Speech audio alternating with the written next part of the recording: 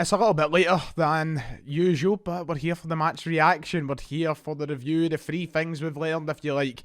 And it's one of the most joyous that I have done in a long, long time.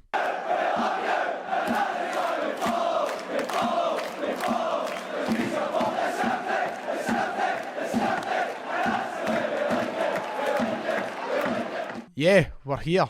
Rangers 1, Celtic 2. Celtic 6 points clear at the top of the Premiership table. I am absolutely buzzing, just like I imagine every single one of you Celtic supporters watching this video will be absolutely buzzing. A very fucking good experience today.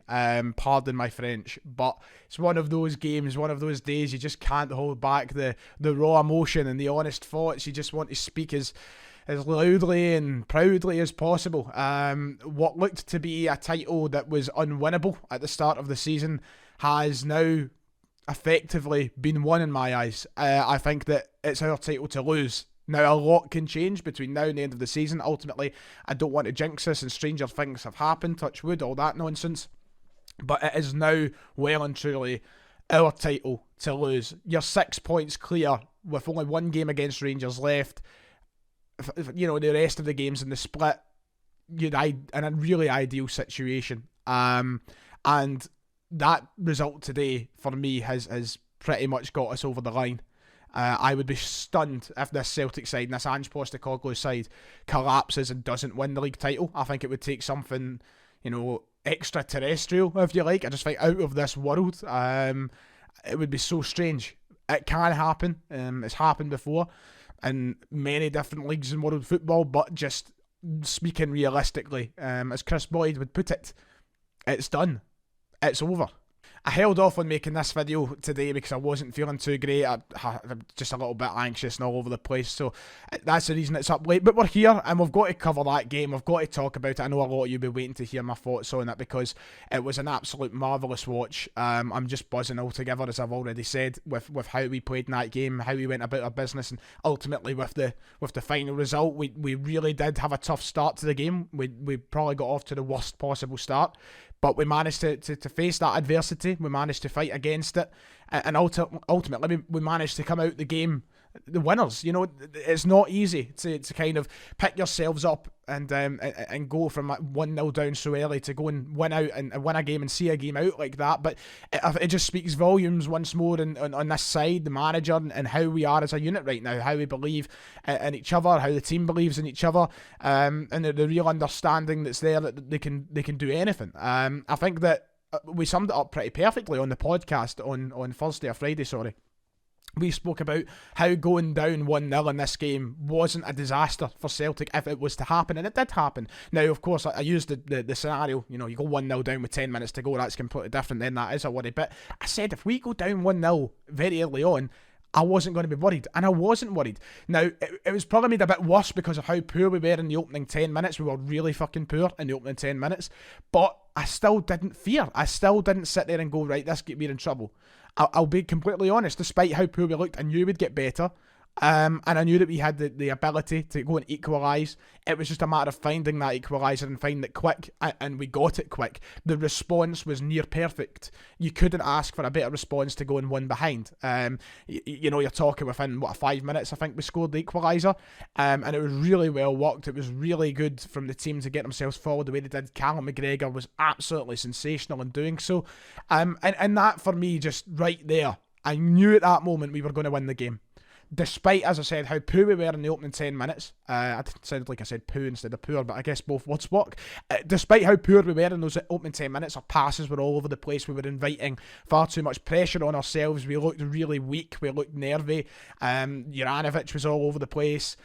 We looked really bad. But despite all of that, as soon as that ball hit the back of the net for the equaliser, I knew it was going to be our day, because it spoke volumes about the team.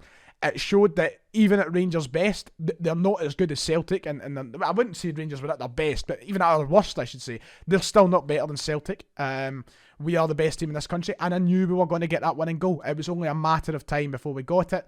And it was just, that's the mentality that you have watching Celtic right now, and the sheer confidence you have watching Celtic right now. It's something incredibly special. It's something crazy, and we've worked we've worked really hard to get to this point. As I said, the title at the start of the season looked near impossible to win. Everybody had us wrote off. Celtic fans, including myself, had us wrote off. But now look at us. We were 6 behind at some point. I think we were more at one point as well, but we're 6 behind. We're 6 ahead. We are the best team in Scotland. Yeah, aside from that first 10 minutes, first half, we were really, really good. We were the better side for the majority of it, and we got better as the minutes went by. We did well at weathering that early storm. Of course, Ramsey got that goal. Juranovic, as I've touched on, really poor for that, but he made up for it as the game went on. But yeah, throughout the first half, I was really, really impressed. Tom Rogic, I thought he had his cigars, his slippers, his jammies on today. He was just strolling the game with ease, and he was just incredible to watch. And it was the same for a lot of players, I thought, today. I thought Giakoumakis was absolutely fantastic. Once again, unlucky not to get in the score sheet. His header just went wide. But he didn't get a lot of service today. He didn't have a lot of chances. It wasn't his game in terms of scoring goals. But is the rest of his game, I thought, was fantastic today. You're looking at a top quality striker. And I remember Rangers fans when he first signed, and at that wee sort of start they had at Celtic, some were calling him a meme. Some were saying he was rotten, this, that, and the next thing. Rangers wish they could have a striker half as good as Georgios Giakoumakis. It's as simple as that. Today, he was brilliant, using his body, his physicality, his strength, his size, all his attributes that are unique to him. He used today. He was really good at holding the ball up. He was really good at bringing others into the game. He was getting into the right areas, causing problems for the defenders. He was asking questions, and that was vital today. And do you know what? It was the same with Dyson Maeda. I thought he was absolutely tremendous. 2 players who were doubted at points. I think Dyson Maeda was tremendous as well today. And overall, in that first half, you've seen a lot of good movement. You've seen a lot of getting the ball into the right areas, and it was something Rangers couldn't do, I thought. I thought Rangers were, getting the ball out wide, crossing it and hoping for the best a lot of times, what we usually do, but we were really looking for the right areas, looking for the right phase of play, and it was really good work from us. Everybody had their IQ up to the max today. That's what was important. The footballing IQ won us the game, I think, at times. Now, there are 2 goals that, well, let's be fair, 2 scrappy goals that we got today, and God bless Big Cameron Catholic Vickers for the winner, but they were 2 scrappy goals. But you've got to get yourselves in the right situations. You've got to work for those sort of moments. There's nothing lucky about it. Yes, they could be scrappy, but nothing about luck.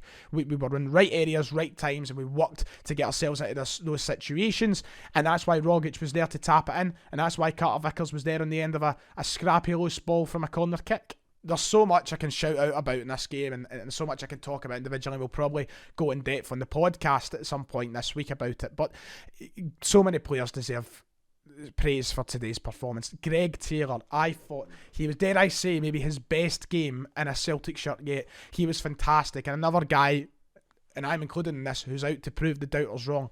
And as in recent weeks, since I would say the Bodo tie, he has been fantastic. He's really proven doubters wrong. And today I thought he was brilliant. I thought he was really, really good. Defensively and offensively. Something that we moan about Greg Taylor quite often is his ability to get forward and his offensive attributes. We moan about it sometimes. He doesn't possess the same as Juranovic. There's better options out there, etc., etc. Today he's staking his claim for why he's in that team, why Ange trusts him, and why he should stay in that team. I think that we do need depth in that area, but Greg Taylor is getting better and better every single time I watch him, I feel like. And today's performance deserves a lot of credit. A lot of credit. I thought he was absolutely tremendous, and there was so many players, as I said, that deserve credit. If we were to do 3 things we learned, I would actually feel nasty to leave out certain players. Now I already do. McGregor, I thought, was unbelievable. He's like a machine. Callum McGregor, he's just a machine. He keeps going and going and going. He's inhuman. He's one of the best captains this club will ever see by the time he's done. I'll tell you that for nothing. But so many players today deserve something, and the importance of that game was rose to. The pressure of that game was felt by Rangers. We got their crowd turning on them. We got them booing their own players at times because they weren't doing things right, and that's exactly what we had to do. There was nutters trying to bottle Joe Hart, and we turned it into a right toxic place for not just us but for the Rangers, and that was really, really important. We stood up. The 700 were loud, they were proud, they were heard, they were seen and heard, and ultimately the 3 points was what was so important about this game. I've prided myself on this channel for the last 5 or 6 years of saying things how they are. I don't hide away. I don't try and cover up with false narratives. I don't try and fucking moonhowl. I don't blame anything. I'm honest and I say things how they are, and I will say it how it is right now. Take your empty stadiums away. Take your COVID ball away. Celtic are back. Celtic are back where they belong, and that's on the fucking top. That's where they belong. We are still the best team in this country, and that blip of a season was a freak accident. We're at the top for a reason, and we'll continue to be at the top because we're better. Simply better. Use the confidence from today's game. Use the confidence from February's game to go into the next one and do the same thing, to get another 3 points, to really put this to fucking bed. And let's get double digits on this mob. Let's win this title by 10, 11 points like the good old days. Fucking good old days. I want to stick the knife in and twist it. And we can take real confidence from that performance today to do so. And I'm really happy about that. I really do think that's us on the final stretch now to the league title. That'll do. As I say, I've not been feeling great today, so a lot to talk about. We'll do it in the podcast. But make sure you hit like and subscribe, and I'll see you next time.